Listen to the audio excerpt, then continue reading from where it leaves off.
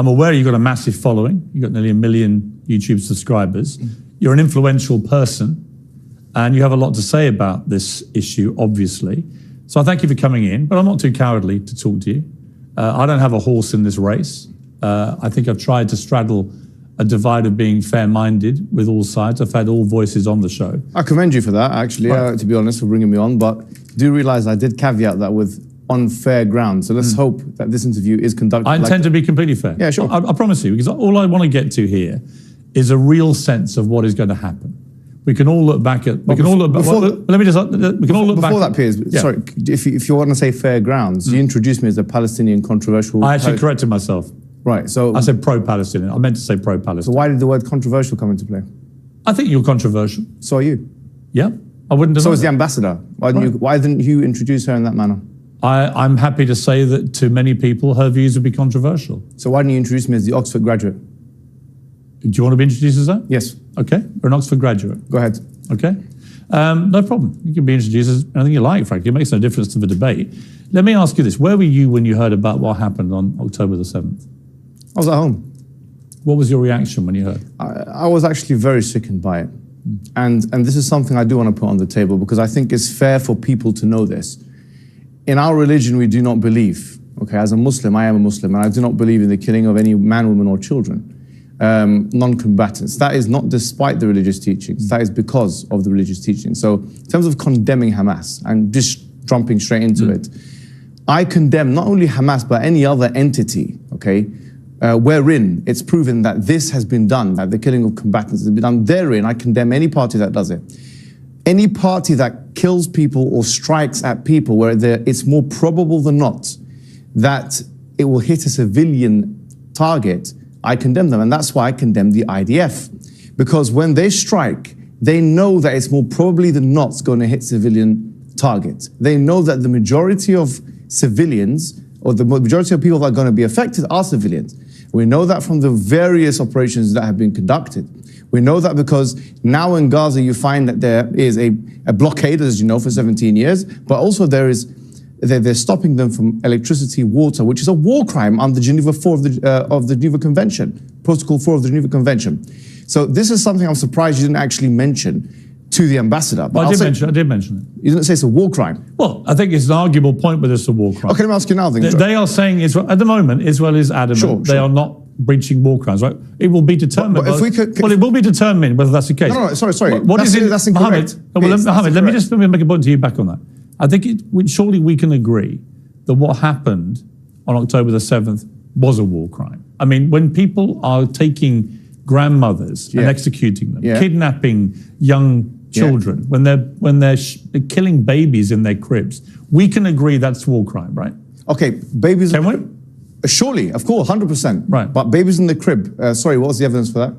You don't believe that happened? Sorry, CNN, the White House, Sky News, which you work for, all say... I don't work for Sky News. Well, your thing... I did work at CNN. I saw one reporter who retracted it because she wasn't sure about the source. It's unconfirmed by the White House. But then the Daily Telegraph and the Jerusalem Post and other sources then did publish pictures, CNN, which indisputably show babies have been killed. No, it showed one baby who's been charred, and that picture has been put up on Twitter and has been refuted by many people saying that it's actually AI. That's completely untrue. That is true. What's your source? What's your source? There's been a thorough investigation into the claim that was put up there by some rogue person on Twitter that it was AI. It has been completely disproven. Okay, let me ask you a question. That picture, which was published on the Telegraph, is a genuine, legitimate picture. What is your source? Are you seriously arguing that babies weren't killed? No, I didn't say that. Well, what are you saying? I'm saying, give me a source. Yeah. You know full well you've been fired from the Daily Mirror for fake images. So you know full well about the I didn't accept they were faked. Exactly, the UK government did. Yeah, they did.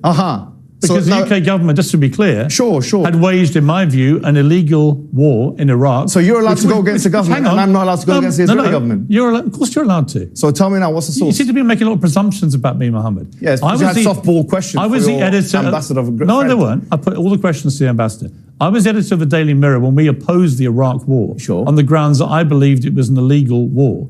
I still believe that to this day. I think it stained this country. Fantastic. I don't think you even knew that. I did know that. Right. But that's not the point I was making. I was making the point that if you're allowed to go against a government in their classification of an image, then if you have pro-Palestinian activists who are saying, actually, we need to see a source, shouldn't they be entitled to that? The Daily Telegraph published on page 3. Should they be entitled to that, yes you're or no? talking about, the Daily Telegraph said they had independently verified the picture, Mohammed. No, excuse me. If you're saying that their verification is wrong. No, excuse me. Primary source in academia, I know you've done a journalism degree, which is, frankly, is not relevant to what we're talking about here anyway. Probably is to journalism, yeah. No, it's not to this conflict, but we academics require primary source evidence in order to make it. The Daily Telegraph said. The Daily Telegraph said they verified the picture. That's a secondary source. Fine. You may say that's secondary source. You may say that's a secondary source. Well, you may say you don't think it's genuine. I don't agree with you. But the wider point. That was my point. But I said I want a source. I just want to see the evidence. That's what we're arguing about here. You're not contesting that babies were killed. No, I'm saying I want to see the evidence. So why are you picking on the semantics of the veracity of one picture, which has been verified by British journalists? Why are you picking on that? British journalists are not example of somehow this wasn't as bad as it seems. British journalists are not an academic authority. You know that full well. You've been fired from Daily Mirror for that very purpose. What I'm saying to you is this: putting this issue to the side, I think you're trying to use this as a red herring to move away from the bigger issues. What red herring? This is a red herring because already 1,023 children have been killed in Gaza.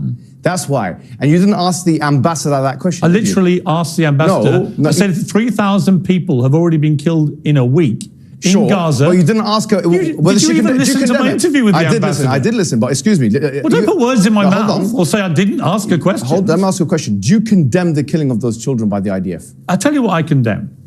Yes or no? I'm going to answer your question honestly and truthfully. Sure. And because I've tweeted about this, right? Oh, okay. I think that what happened on October the 7th was one of the worst atrocities I have ever had to read about or watch on. It happens every day in Palestine. No. So why do you care about that? It actually doesn't. It doesn't. It does actually. Yes. No. The Israeli forces. I've got the stats for that. Israeli forces do not go. Cast-led. Wait a minute, Mohammed. Go and check it out. Mohammed. Israeli forces. Cast-led protective edge. Israeli forces don't go into Gaza on one day and grab grandmothers and kill babies in their beds. Okay. And hold on. Rape and abuse women. So, rape, is there any evidence for that?